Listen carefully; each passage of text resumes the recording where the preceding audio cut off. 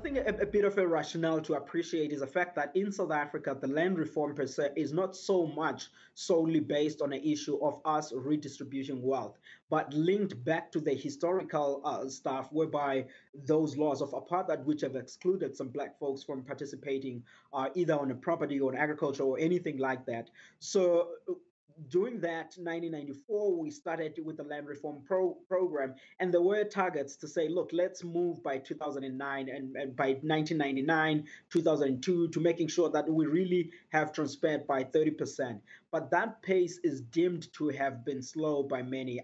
There is no credible data. We have numbers differing from 9% to as much as 21%. So that effect, that process is deemed as if it doesn't live up to those desires. So people are somewhat now feeling a bit marginalized and really making sure that they want this process to be fast tracked so that they can, some extent, access some bit of activity that can help enrich their lives. But on our side, we feel that the land reform has somewhat progressed on transferring the hectares from white farmers to the black government. Now we estimate that area to be somewhere around about 21% of the farming land.